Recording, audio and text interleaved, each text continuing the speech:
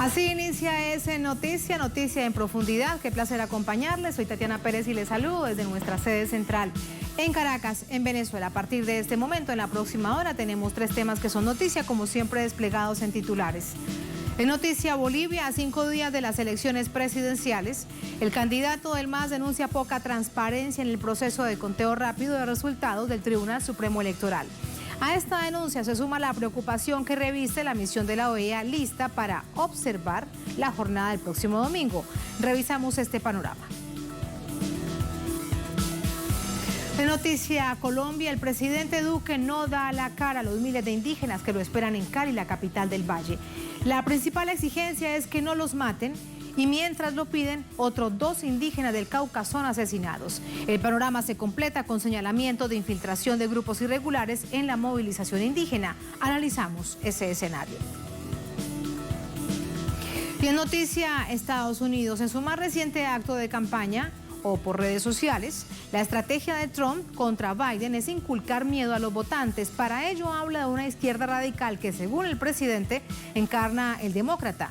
Nos preguntamos, ¿hay izquierda política en Estados Unidos? ¿Cuánto daño le puede hacer esa retórica a Biden? Profundizamos en ello. Es Noticia que así comienza. Bienvenidos, bienvenidas.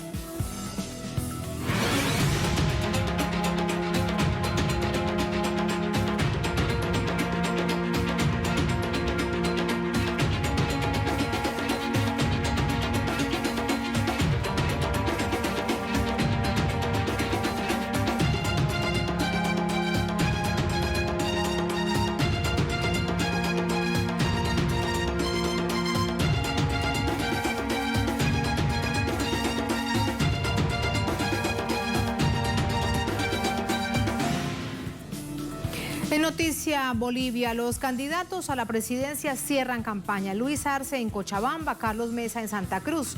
En este contexto, el Movimiento al Socialismo manifiesta preocupación por el retorno de los mismos miembros de la misión de observación de la OEA y la posición del Tribunal Supremo Electoral de cara a las presidenciales de este domingo.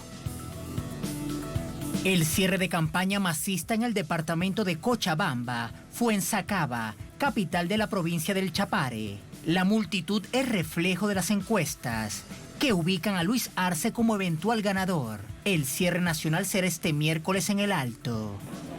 El pueblo boliviano, hermanos, ya no es el mismo. El pueblo boliviano ha cambiado gracias a nuestro proceso de cambio.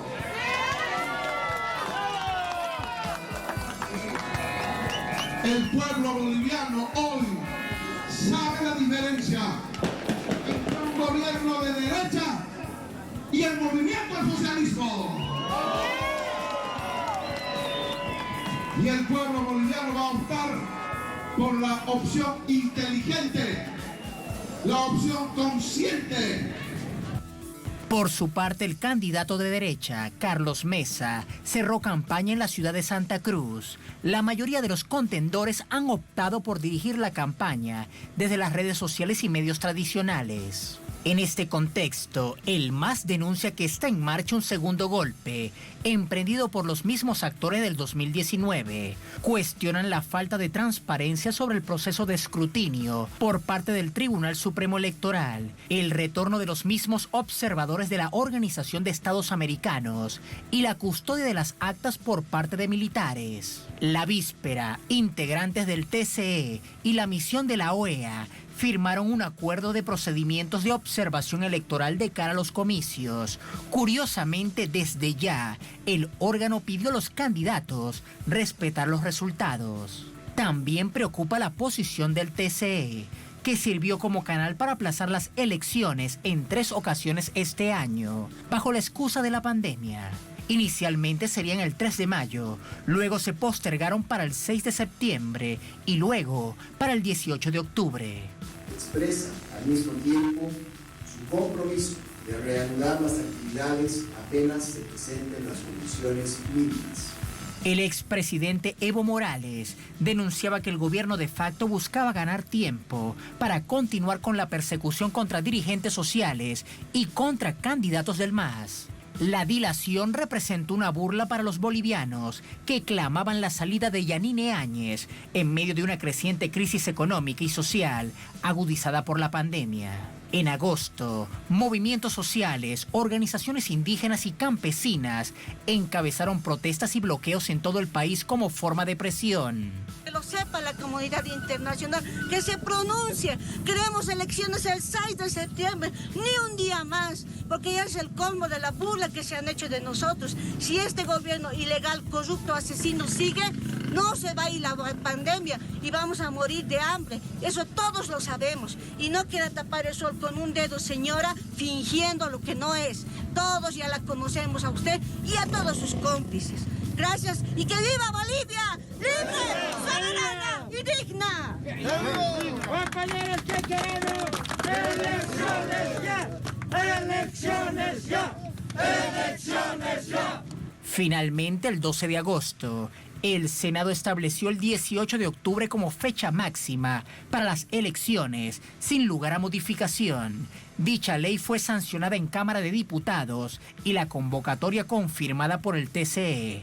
El proyecto fue consensuado por las bancadas del Movimiento al Socialismo, Unión Demócrata y el Partido Demócrata Cristiano. En medio de amenazas, persecuciones y expresiones de racismo por parte de la derecha extrema boliviana, las presiones de amplios sectores sociales rindieron fruto. Sumamos información a esta hora con nuestro corresponsal Freddy Morales desde La Paz. Freddy, muy buenas noches. Ayúdanos además a entender parte de la preocupación que se convierte en denuncia por parte del Movimiento al Socialismo y tiene todo que ver con la suspicacia que hay porque no va a funcionar de manera transparente el sistema de conteo rápido. Ahora ha cambiado de nombre, si lo relacionamos con el del año pasado, ahora cambia de nombre, pero se esperaría que tuviese el mismo resultado. ¿Dónde está la preocupación de esto, Freddy?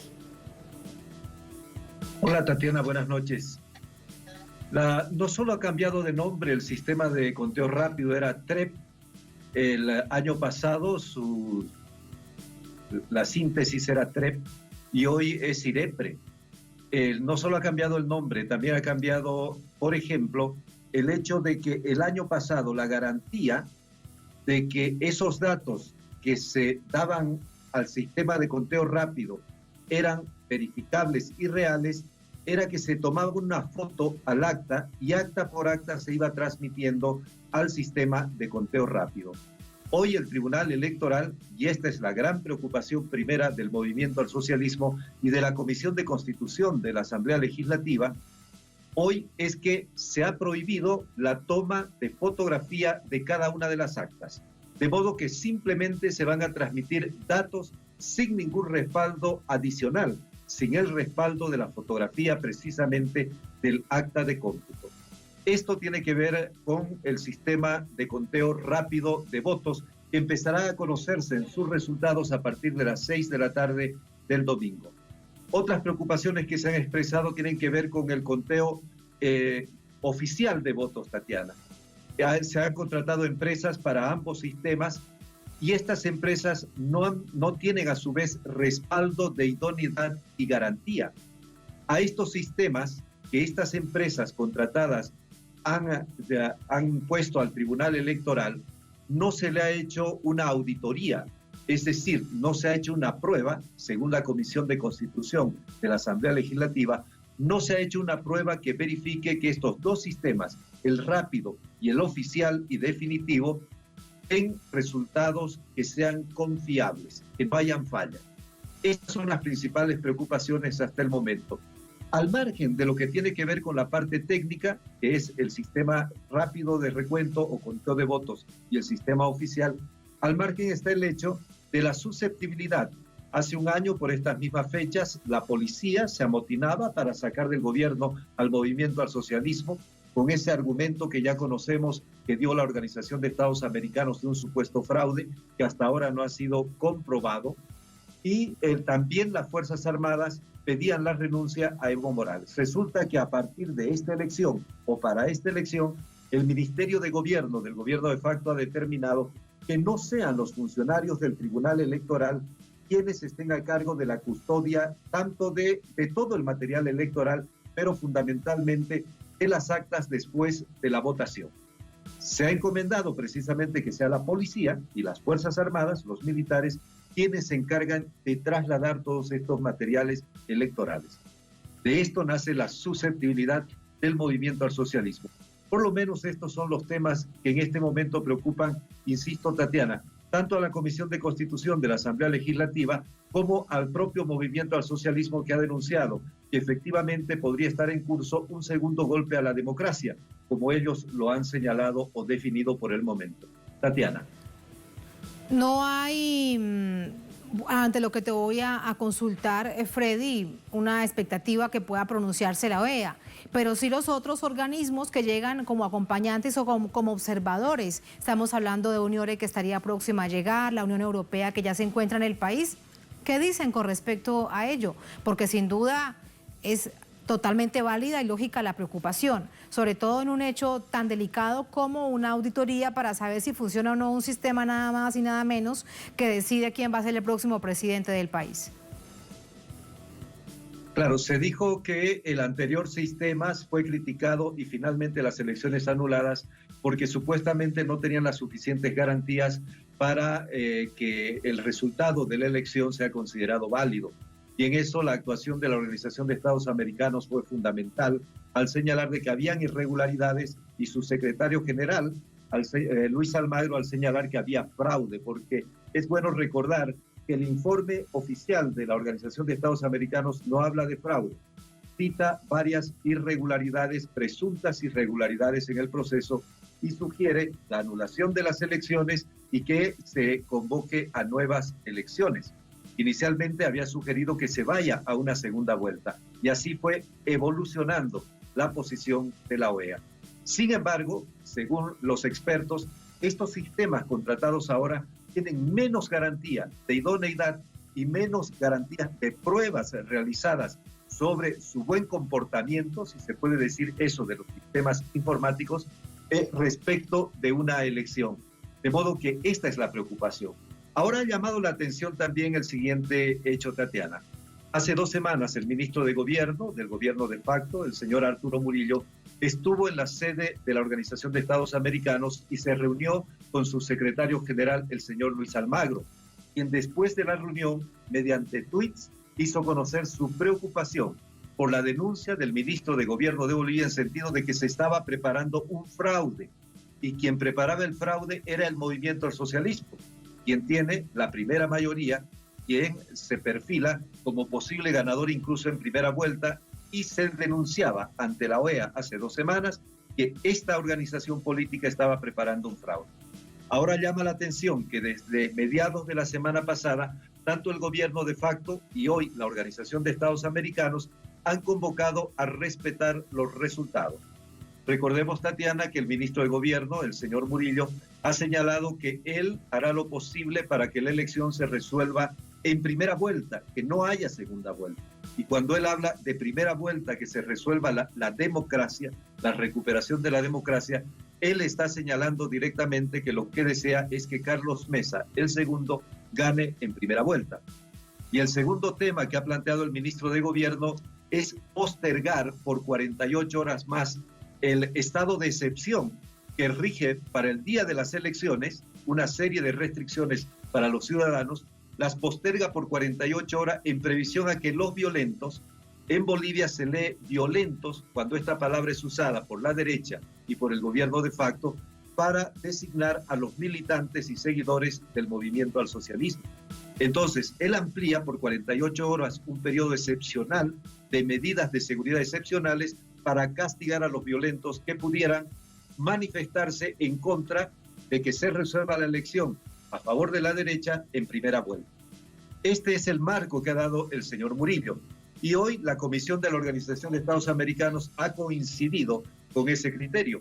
Ha señalado que sea el resultado de primera o segunda vuelta, ha convocado a todos los candidatos a que respeten ese resultado y lo acepten.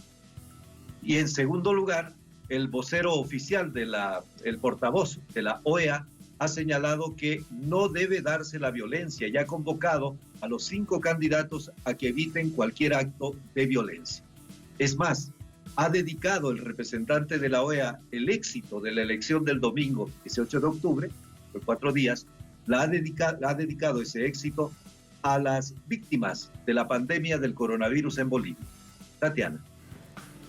Habrían mejor dedicado a las víctimas de las dos masacres producto de el golpe de Estado días después de Sacaba y Sencata, que aún exigen verdad y justicia. Por supuesto que las víctimas de la pandemia también es parte de un contexto muy complejo en el que va al proceso electoral el país. Pero diciendo esto, ¿de dónde viene? Valdría la pena hacer acento, plantear el acento en este nivel de violencia que se vivió esos primeros días después del golpe de Estado. Ahora, con respecto, Freddy, y la preocupación ampliada por todo este asunto del escrutinio rápido y luego el oficial sobre el voto rural, que hay un contexto histórico en que el voto rural llega más tarde por la distancia del país, porque se tienen que recorrer miles de kilómetros para justamente llegar a un centro donde puedan ser sistematizados. ¿Qué se ha dicho con respecto a ello? Esta es otra de las preocupaciones de la gente del movimiento al socialismo, porque se determina siempre que los votos que se van conociendo de inmediato por el sistema informático, por la calidad de la transmisión de datos que hay en las principales ciudades del país, llegan primero los resultados de las urbes, fundamentalmente de La Paz, Cochabamba y Santa Cruz, que son el eje que concentran más del 65% del voto nacional. El voto rural va llegando mucho más despacio e incluso tarda días. De modo que esa es la otra preocupación, porque si se recuerda lo que ocurrió el año pasado, por estas fechas también, fue el 20 de octubre, la elección, el voto rural empezó a sumar en determinado momento en el sistema de conteo rápido, empezó a sumar al movimiento al socialismo. Y la Organización de Estados Americanos en su informe y mediante su misión de observadores inmediatamente alertó que esa era una irregularidad, de que de pronto el movimiento al socialismo empezaba a sumar. La explicación de los voceros del movimiento al socialismo es precisamente esta observación que acabas de hacer, Tatiana. El hecho de que en el área rural, no es un secreto, desde que postulara por primera vez Evo Morales, se identificó la gente del área rural, la gente campesina e indígena con Evo Morales, y el voto rural es siempre muy importante para el movimiento al socialismo. Así ha ocurrido en todas las elecciones en que ha participado el movimiento al socialismo, al extremo que Evo Morales, por ejemplo, y también los voceros del movimiento al socialismo, han señalado en varias ocasiones que no creen totalmente en lo que dicen las encuestas, porque las encuestas tradicionalmente no toman en cuenta lo que pasa con el voto y el apoyo del área rural, y que el área rural siempre distorsiona algo o mucho de lo que dicen las encuestas que se realizan en el área urbana. Tatiana. Muchas preocupaciones a solamente 5 días, Freddy, de este proceso de elecciones generales y presidenciales. Seguimos día a día tomando el pulso y el domingo próximo, Elecciones de Bolivia Decide aquí en la pantalla de Telesur. Muchísimas gracias, Freddy, por todos esos detalles y esas explicaciones. Gracias y claro el panorama. Muy buenas noches. Buenas noches. Buenas noches. Así nos vamos a la primera pausa en esta emisión de Es Noticia. Al volver Es Noticia a Colombia. El presidente Iván Duque no da la cara a los miles de indígenas que lo esperan en Cali, Valle del Cauca. La principal exigencia es que no los maten y precisamente mientras eso pasa, otros 2 indígenas son asesinados en el Cauca. El panorama se completa con señalamientos de infiltración de grupos irregulares en la movilización. Analizamos ese escenario al volver en Es Noticia.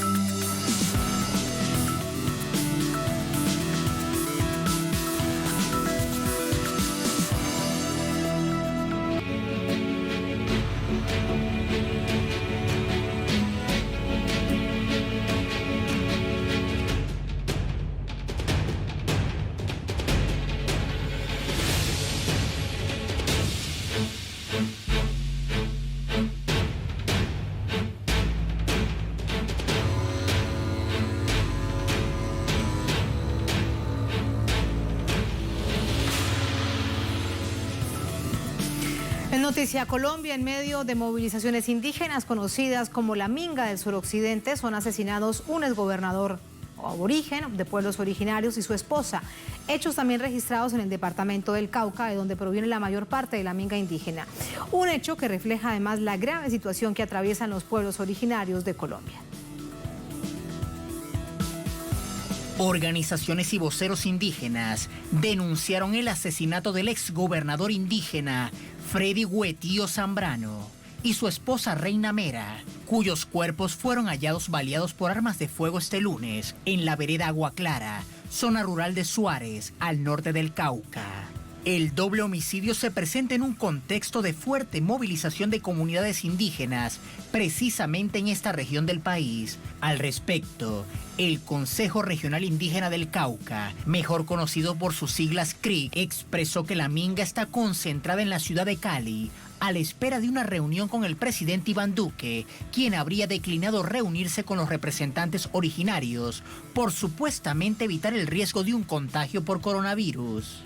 La actitud del mandatario estuvo en total sintonía con la del Alto Comisionado para la Paz, Miguel Ceballos, que los voceros indígenas deben dirigirse al Congreso y no deben ser recibidos por el presidente Duque. Bueno, ellos han insistido en hacer un debate en temas políticos, pero nuestras reglas de la democracia, y ustedes lo saben, establece que ni siquiera el Congreso de la República cita a debates políticos al presidente de la República.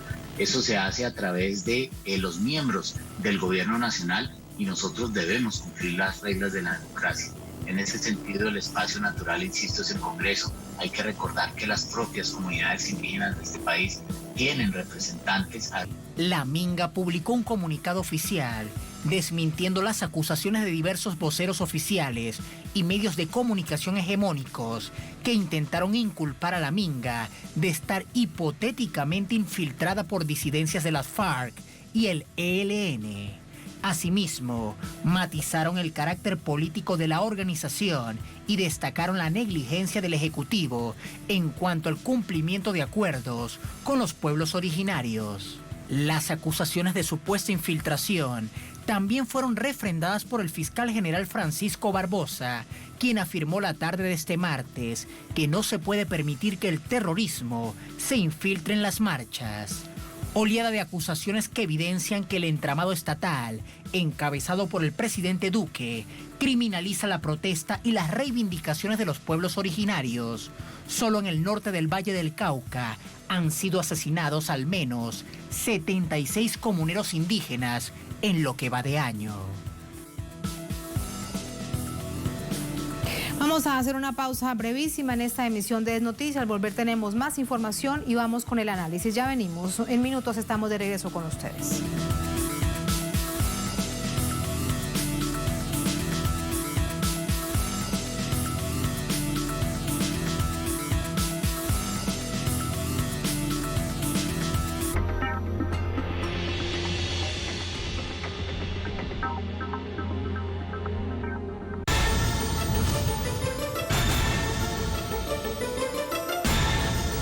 ¿Mueven las fichas? ¿Qué intereses motivan a los actores detrás de cada suceso? Se despliega el tablero en Jugada Crítica. Indaga cada acontecimiento de lunes a viernes, solo por Telesur. La señal de Telesur se traslada a la pantalla de tu dispositivo móvil desde la plataforma de WhatsApp. Añade a tus contactos el número +54 9 381 203 2682 o escanea nuestro código QR. Con enviar hola, recibirás un mensaje con nuestro menú de opciones. Escoge la que sea de tu preferencia y mantente informado sobre los acontecimientos más recientes. Telesur, la señal informativa de América Latina y el Caribe.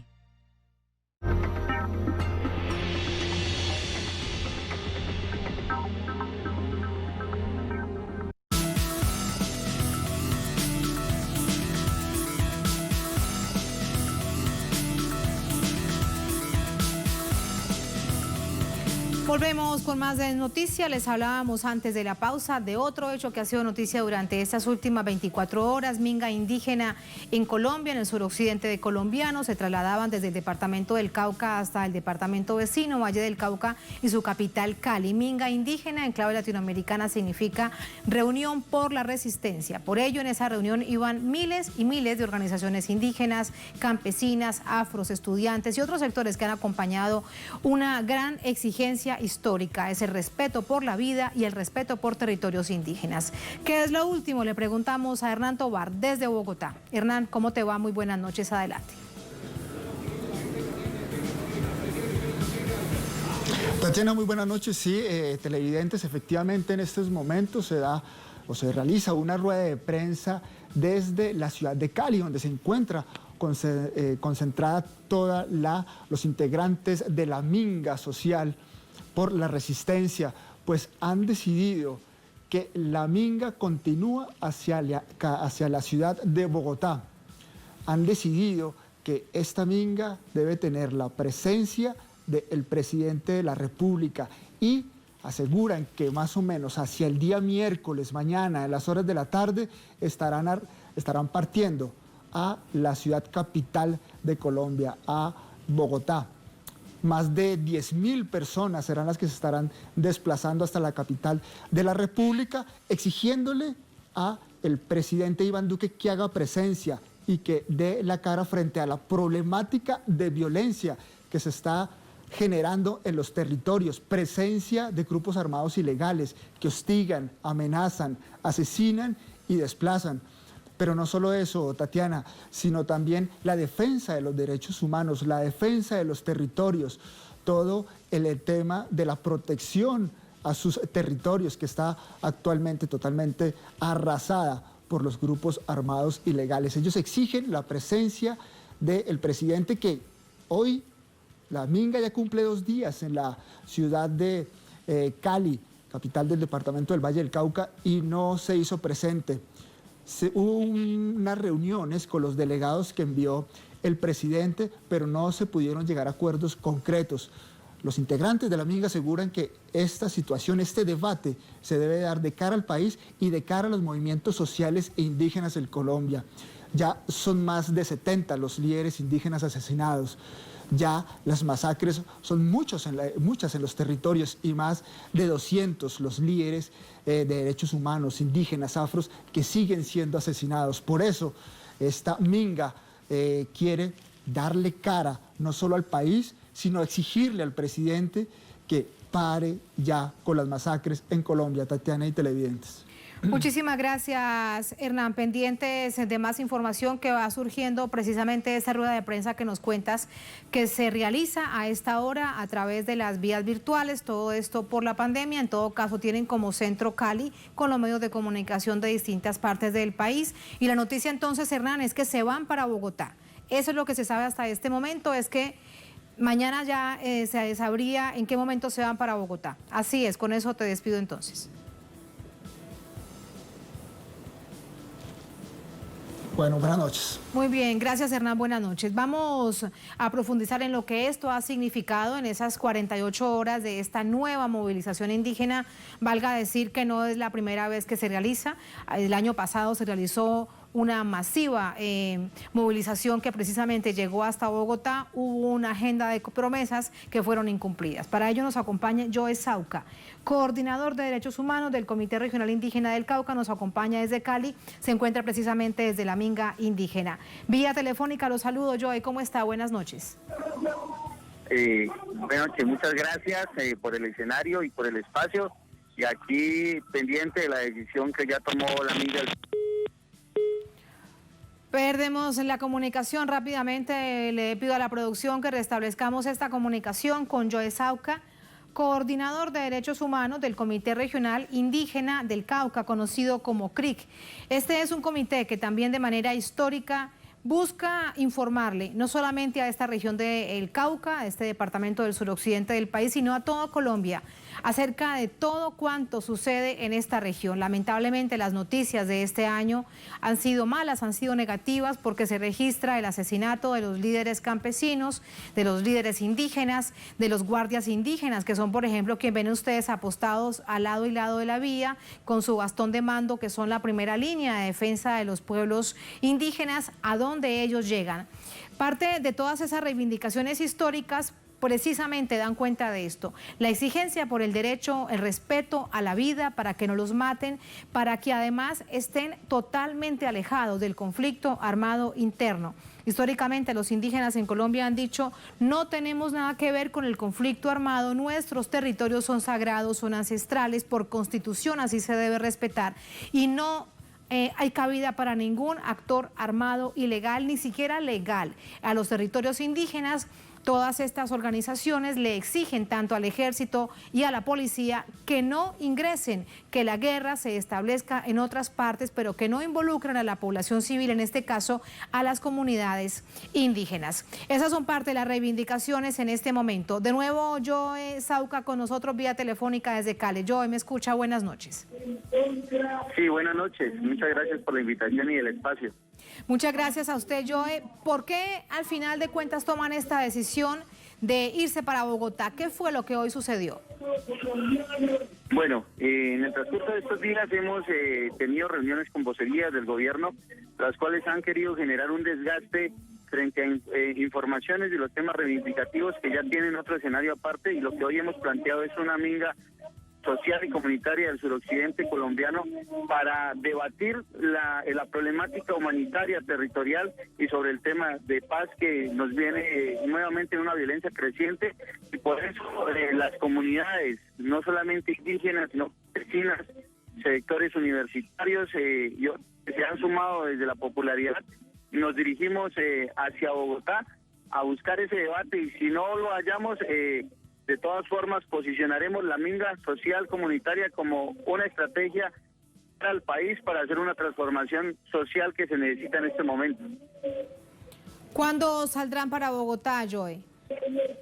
La decisión está tomada. Mañana haremos un acto público de denuncia en el escenario llamado El CAN, acá en Cali, y de ahí saldremos hacia Bogotá en caravana con todas las organizaciones que se han sumado a esta minga social y comunitaria, y ya se definió hoy en esta información que estamos en asamblea. Sí, esta decisión se toma principalmente porque el presidente Duque no fue hasta Cali, porque no les dio la cara.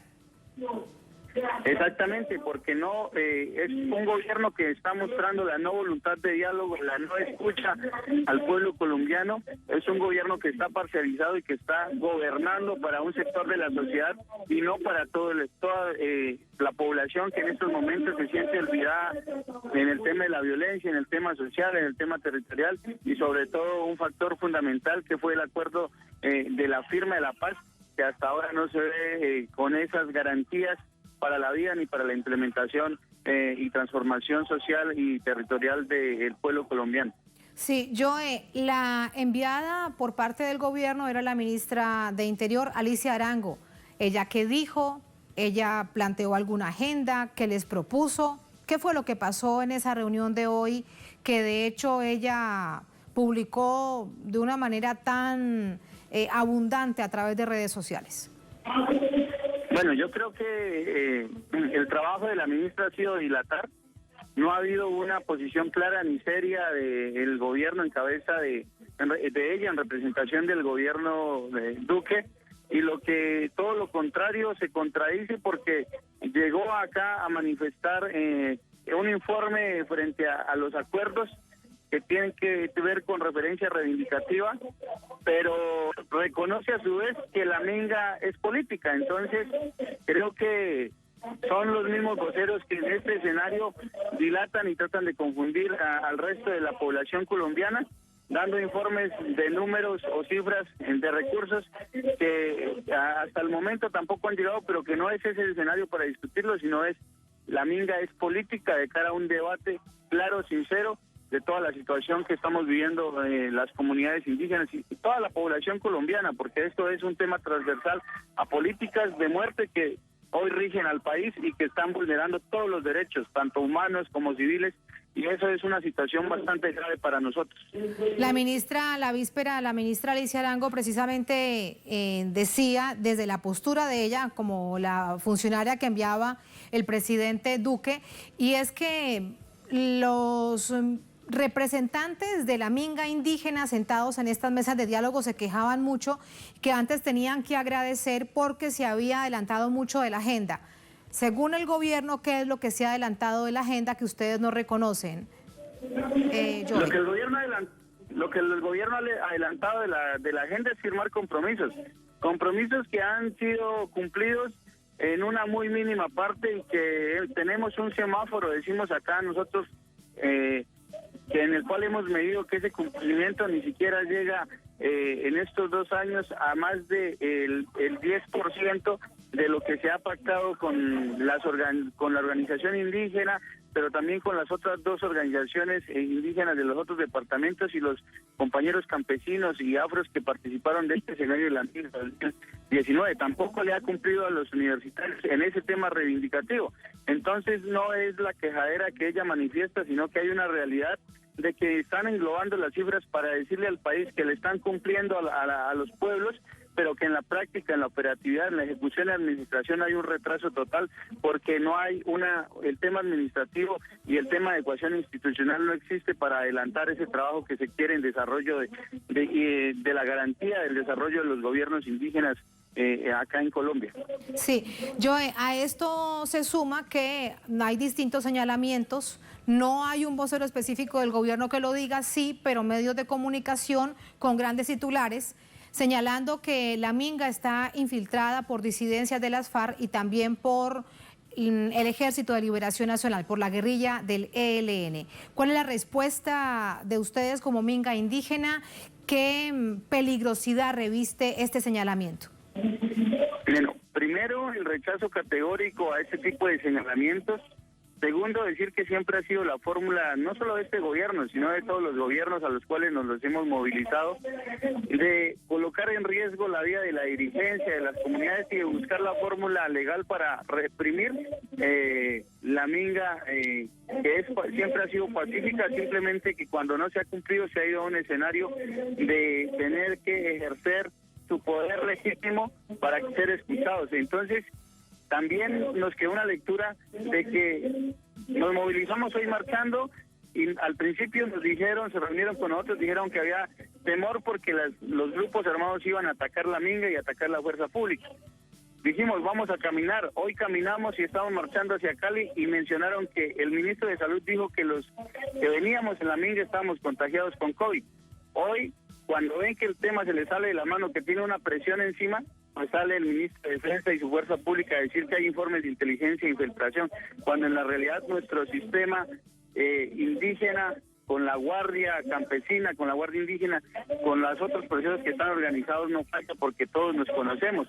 Así que es imposible de que hayan infiltraciones o hayan hechos que deriven a violencia, porque tenemos perfectamente controlado el escenario de la minga como tal, y entonces es lo que podemos explicar en este momento frente a ese hecho. Con respecto a esa situación, ¿cuál es la relación de las organizaciones indígenas con respecto a este nivel de violencia reflejados en las disidencias de las FARC, por ejemplo? Hoy se anunciaba lamentablemente el asesinato de nuevo de 2 indígenas allí en el departamento del Cauca, de donde es gran parte de la minga indígena. ¿Cómo se asume una situación de esas en un momento tan doloroso para el Cauca y para todas las regiones donde hay presencia indígena en Colombia, Joe?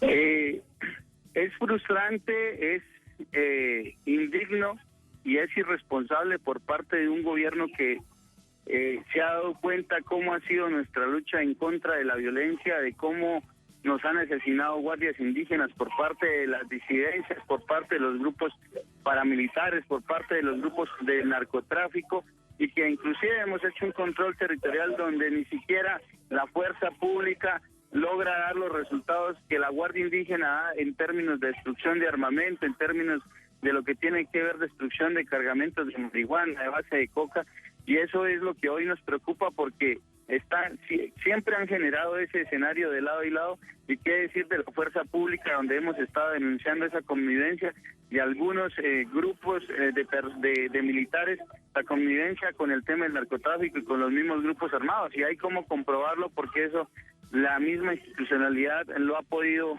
revisar y dejar en conocimiento de que estos hechos se vienen presentando. Por eso, en este momento nosotros... Eso que nos dices, Joe, sí, eso que dices, que nos cuentas, sin duda es una denuncia muy grave. ¿Esa es una situación que se registra dentro de los territorios indígenas? Es así, es una realidad. Es así porque la gasolina, el cemento, todo lo que utilizan para transformar el alcaloide, que es el narcotráfico, que es la cocaína, pues pasa por donde están los controles de la fuerza pública. No hay otra forma de que pasen hacia donde el narcotráfico está funcionando en ese sentido. Esa siempre ha sido nuestra pregunta, y por eso siempre hemos dicho que ahí hay como mostrar de que de alguna manera se está cayendo en ese tema de la corrupción y están comprando militares para esa situación. Sí, parte de esta denuncia sobre la que es importante hacer un poco más de claridad. A eso sumarle, con esto quiero despedirlo, Joe, ¿por qué llegan incluso hasta los territorios más alejados de las comunidades indígenas, donde se han registrado en tantas oportunidades este año los asesinatos? ¿Qué es lo que pretenden hacer con los territorios indígenas esos grupos criminales? Lo que esos grupos criminales quieren es cooptar eso que logramos durante el proceso de paz, que fue rechazar la violencia que salió las FARC de los territorios, y al ver que no llegó la institución, al ver que no llegaron las instituciones a resolver los factores territoriales, sociales, no solo lo militar, pues nos organizamos y se refuerzan las guardias indígenas, se refuerzan las guardias campesinas, y digamos que ese es un poco el choque también que hoy se ve, de que los grupos armados emprendan esa violencia en contra de la dirigencia indígena, campesina, en contra de las guardias, y que ese escenario hoy se vuelve un poco conflictivo, pero ahí hay una diferenciación, y es que nosotros luchamos desde la resistencia civil con un bastón, con un chaleco, con un radio de comunicación, pero ellos con los fusiles disparan indiscriminadamente, y por eso hemos dicho, son estructuras que están simplemente basadas al escenario de la ilegalidad y simplemente están detrás de la economía ilegal también. Por todo esto se realiza esta minga indígena, esta movilización de resistencia indígena. Joe, para concluir, quedamos entonces a la espera de saber cuándo arrancan para Bogotá. Sí, muchas gracias. Reiterar el lenguaje, es minga social y comunitaria, porque no solamente somos indígenas, sino de todos los sectores de la sociedad que se van ido sumando a este escenario. Muy importante con esa claridad, son múltiples sectores que se movilizan y que todos llegan hasta Bogotá. Gracias, Joe, muy buenas noches. Buenas noches, muchas gracias. Muy buenas noches, gracias a ustedes. Así nos vamos a la última pausa en esta emisión de Es Noticia, al volver en Noticia Estados Unidos. En su más reciente acto de campaña o por redes sociales, la estrategia de Trump contra Biden es inculcar miedo a los votantes, y para ello habla de la izquierda radical que encarna el demócrata. Nos preguntamos, ¿hay izquierda política en el país e izquierda radical? ¿Cuánto le puede hacer daño de esta retórica al demócrata Joe Biden? Vamos a revisarlo al volver en Es Noticia.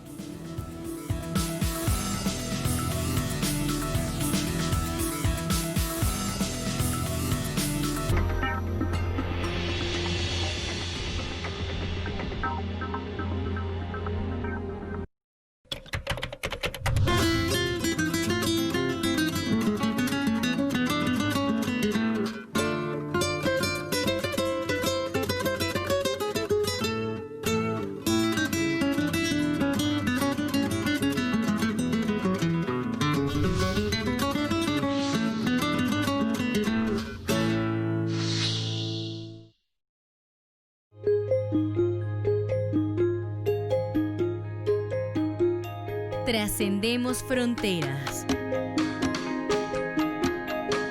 Estamos presentes en cada acontecimiento. La ventana que te acerca a los pueblos. Enfrentamos adversidades. Somos Somos la señal que llega a millones de pantallas. Unidos en cada transmisión. Reafirmamos nuestro compromiso con los pueblos. Telesur, la señal informativa de América Latina.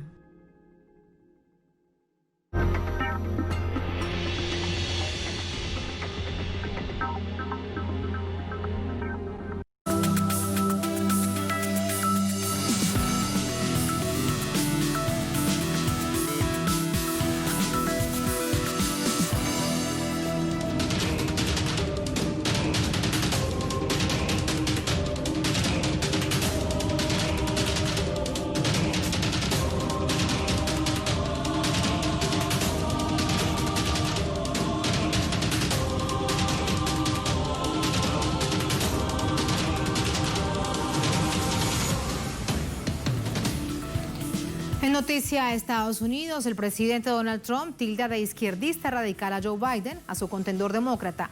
Además lo acusa de ser culpable del caos en las calles, refiriéndose específicamente a protestas antirracistas de la víspera del 12 de octubre en Oregón. ¿Cuál es la postura de Joe Biden? Vamos a revisar todo este contexto a continuación. El presidente estadounidense en su primera aparición en público, luego de regresar de un veloz padecimiento y convalecencia de COVID-19 de apenas un fin de semana, señaló a su adversario electoral Joe Biden como un candidato de izquierda radical. Trump, en su discurso en la ciudad de Sanford, Florida, culpó a Biden también de las manifestaciones antirracistas de afrodescendientes e indígenas realizadas ayer en el marco de la conmemoración del 12 de octubre, en las cuales fueron atacadas estatuas de Cristóbal Colón, Abraham Lincoln y Teddy Roosevelt. También hemos ordenado al FBI que investigue de inmediato la destrucción de estatuas de Teddy Roosevelt y Abraham Lincoln en Portland, y que procese a los delincuentes con toda la extensión de la ley federal. Los partidarios de Biden están causando caos en las calles. Si él gana allí, no será más que un caos por todas partes, pero no va a ganar. La acusación de Trump se basa en el mensaje dado por Biden en su cuenta Twitter ayer al mediodía, en el cual expresó su apoyo a los pueblos indígenas con un mensaje de reconocimiento mutuo, ofreciendo oportunidades igualitarias para las naciones tribales, orgullo de nuestro país. Sin embargo, es necesario recordar que los partidos que ambos candidatos representan, Trump a los republicanos y Biden a los demócratas, constituyen la única dupla que ha gobernado en el país desde mediados del siglo XIX, con políticas de derecha, supremacistas, imperialistas y capitalistas. Es prudente recordar que Biden compitió en las precandidaturas contra Bernie Sanders, quien es considerado progresista. Biden era vicepresidente de Estados Unidos en 2015, cuando el gobierno de Obama declaró a Venezuela como una amenaza inusual y extraordinaria para justificar el bloqueo. En 2002, siendo senador, votó a favor de la invasión militar a Irak. Mientras el bipartidismo en Estados Unidos sigue intacto, los verdaderos partidos de izquierda, como el Partido Libertario o el Partido Verde, el sistema electoral vigente les ha puesto trabas para presentar candidatos a la presidencia. Un asunto que analizamos de inmediato con Denis Esmal, director para Iberoamérica de la revista AIR, Executive Intelligence Review, publicado en Washington. Nos acompaña precisamente desde Washington. Muy buenas noches, ¿cómo está? Buenas noches, ¿qué tal? ¿Cómo le va? Muchas gracias. ¿Cuánto hay de retórica en la estrategia política electoral del presidente Trump diciendo que hay que acabar con la izquierda radical, con además un discurso muy acentuado en la Florida? ¿Cuánto hay de la retórica y cuánto hay de realidad en todo esto? Bueno, yo creo que tenemos que...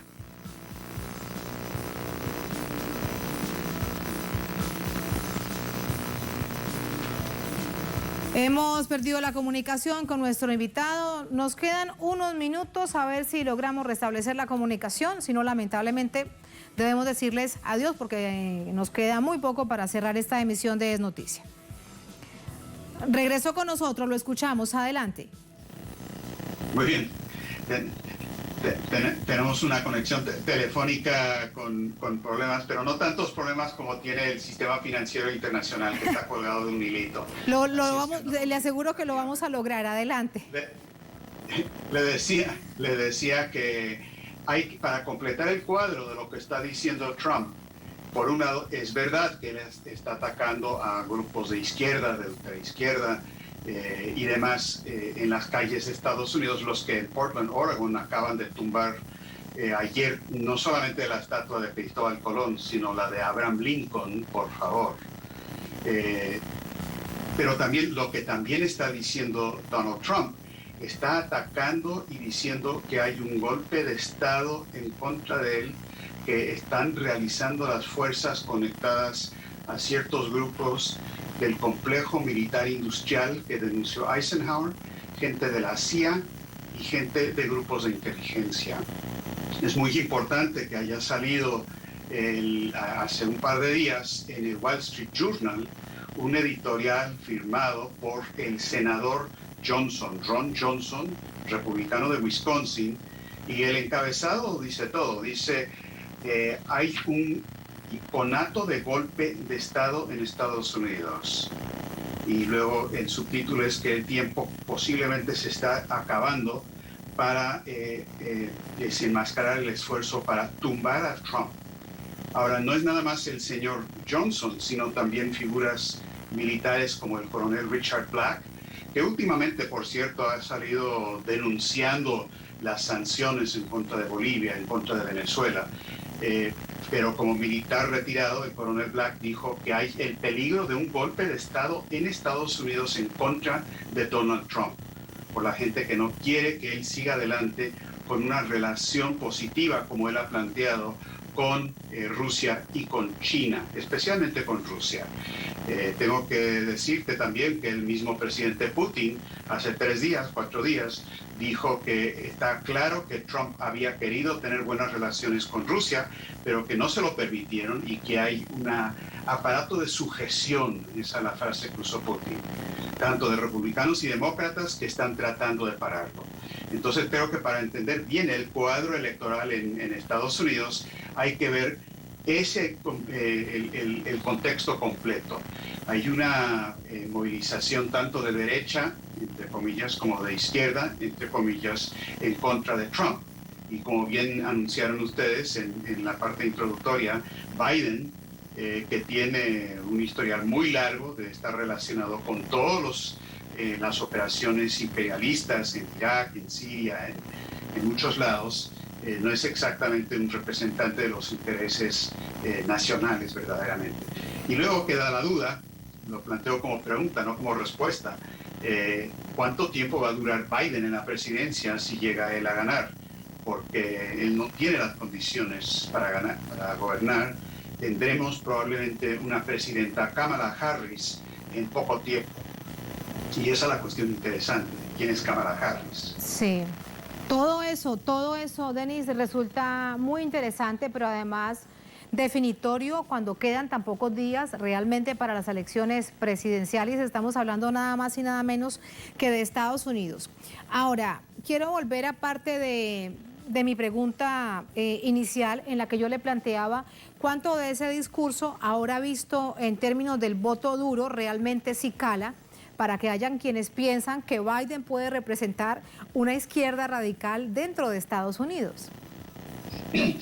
Bueno, hay gente que si no son, que son radicales y a lo mejor piensan que Biden no es la persona que realmente representa esa izquierda radical, pero que están organizando en torno a la idea de que, bueno, si no hay alguien que sea más radical, por lo menos hay que votar a favor de Biden. Así que yo creo que sí hay algunas indicaciones de que ese sector se puede ir con Biden, no solamente nacionalmente en Estados Unidos, esto no cuenta para el voto, pero políticamente es importante. Greta Thunberg, últimamente la muchacha joven, la abanderada de todo el movimiento verde ecologista y demás, acaba de decir: no se me ocurre una sola razón para votar a favor de Biden, pero de todas maneras hay que hacerlo para sacar a Trump de la presidencia. Mira, aquí yo creo que el asunto decisivo en Estados Unidos no es ni el voto demócrata establecido, ni el voto republicano establecido. Esa gente ya está más o menos comprometida y sabe lo que van a hacer. Pero el cuadro político en Estados Unidos ha sido desde hace décadas y sigue siéndolo hoy la siguiente: hay una división en tercios. Un tercio más o menos con los demócratas, un tercio más o menos con los republicanos y un tercio indefinido que no sabe por dónde va a ir.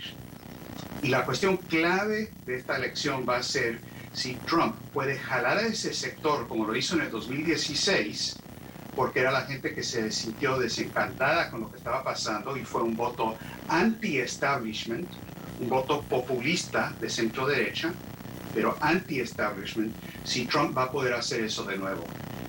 Yo no creo que las encuestas nos están indicando lo que realmente va a pasar en el país. Esto está totalmente en el aire y, como bien indicas, hay un ambiente de mucha polarización. Honestamente, aquí podría haber violencia en las calles como antes solamente se veía en países del sector en desarrollo.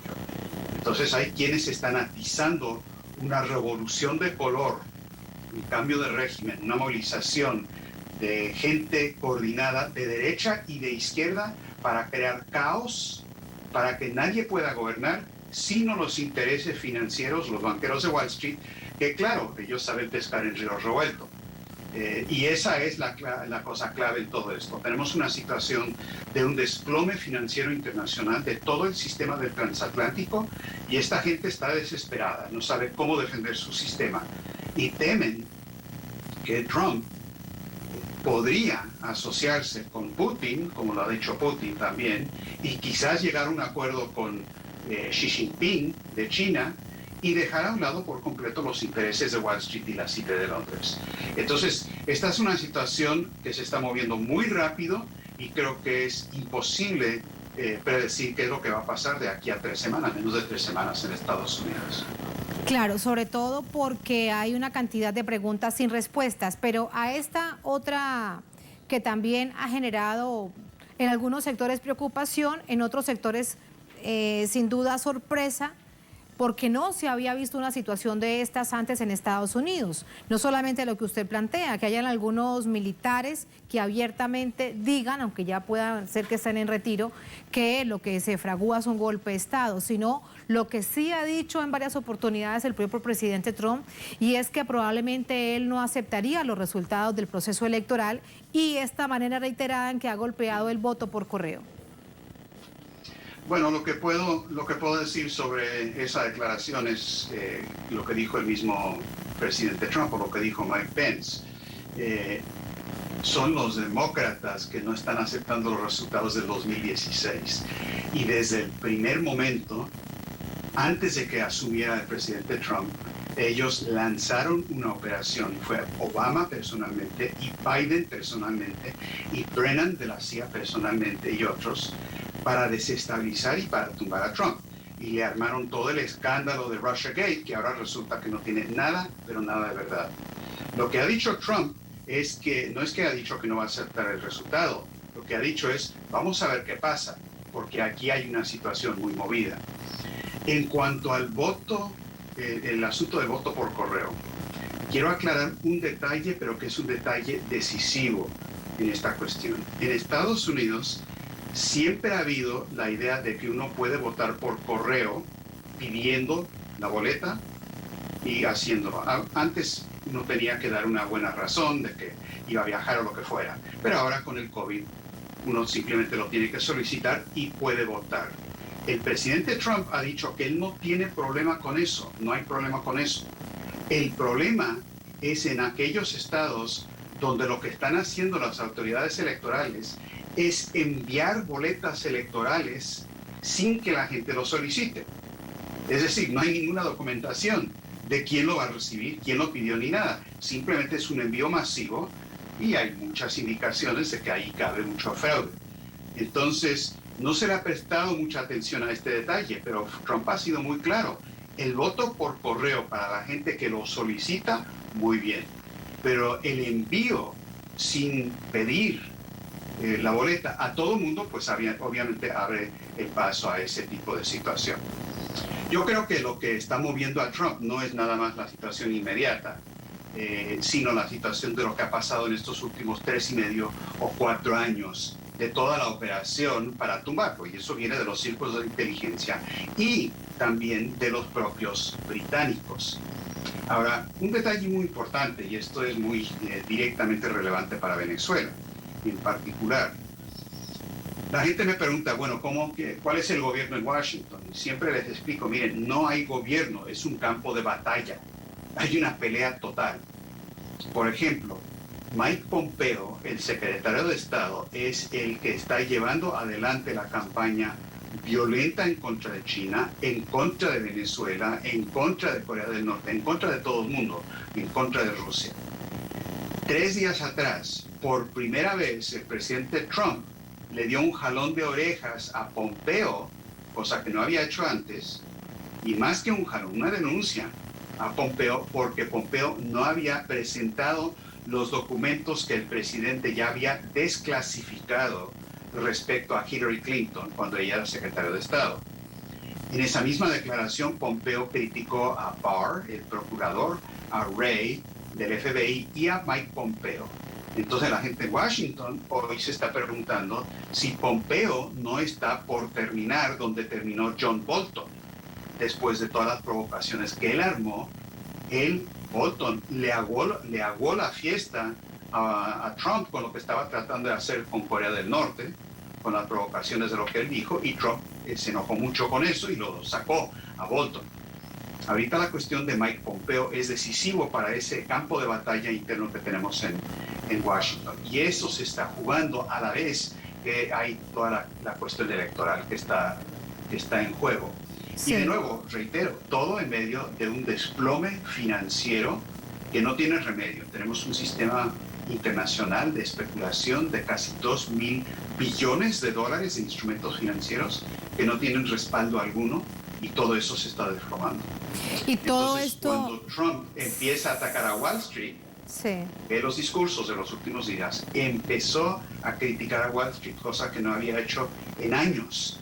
Eso les puedo asegurar que en Wall Street pararon la oreja, subieron las antenas y empezaron a decir, espérense, espérense. Ahorita Trump ahora está empezando a atacar a Wall Street. Entonces hay una estira y afloja muy interesante que está ocurriendo.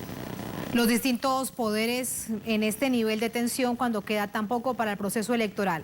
Brevemente, porque nos queda solamente un par de minutos, Denis, pero si hay algo en lo que quiero pedirle un poco más de profundidad. ¿Por qué cree usted que no hay, digamos, una razón para preocuparse, si así lo interpreté, sobre lo que ha dicho el presidente Trump de no reconocer resultados? Él lo ha insinuado en distintas oportunidades. No lo dice específicamente, no voy a reconocer resultados, pero dice vamos a ver qué pasa, vamos a esperar, me estoy quejando, la situación es difícil, y resulta muy extraño que un presidente de Estados Unidos que va a la reelección no diga, bueno, aceptaré el resultado que sea, como el juego democrático de cualquier nación. Bueno, como bien sabes, Donald Trump no es un político de los usuales, y él a veces dice cosas y luego dice lo contrario 2 minutos más tarde. Lo que creo que es importante aquí es tener el cuadro completo. Yo no estoy defendiendo la declaración de Trump, y claro, hay muchas de las cosas que él ha dicho y hace que me parecen muy incorrectas, pero a lo que voy es que hay un proceso de desestabilización general del modelo constitucional de Estados Unidos, y Trump se está refiriendo a eso. Es lo que ha estado pasando por 4 años enteros, y hay una operación ilegal que se está desclasificando y va a causar un escándalo cuando salga eso. Ahora, estamos a unas pocas semanas de las elecciones, eso es absolutamente correcto, y quienes están tratando de sacar a Trump son precisamente los que han buscado la guerra en todos lados, y son los militares. Mattis, el ex secretario de Defensa de Estados Unidos, que salió con declaraciones en contra de Trump recientemente, diciendo pues los militares a lo mejor van a tener que tomar cartas en el asunto. Mattis tuvo que salir del gobierno de Trump porque Mattis no estaba aceptando la idea de sacar las tropas de Siria, cosa que quería Trump, y Mattis dijo que no. Entonces, yo creo que a eso se refiere. Y la declaración que hace Trump es tomando en cuenta todo ese cuadro. Yo estoy preocupado también, comparto esa preocupación tuya, pero es una preocupación que abarca la totalidad de lo que está pasando en estos días. Y muchas veces lo que no dicen los medios aquí en Estados Unidos, que tenemos medios que no deberían llamarse medios, serían cuartos, yo creo, porque ni a eso llegan, porque no dicen la verdad. Están tratando de encubrir lo que hay de documentos ya desclasificados que revelan el papel directo, ilegal, criminal de Obama, de Biden, Hillary Clinton, Brennan y otros en un intento de golpe de Estado que ahora ya se está empezando a denunciar. Les recomiendo, para cerrar, simplemente que vean y lean ese artículo del senador Ron Johnson en el Wall Street Journal del 8 de octubre. Es muy interesante.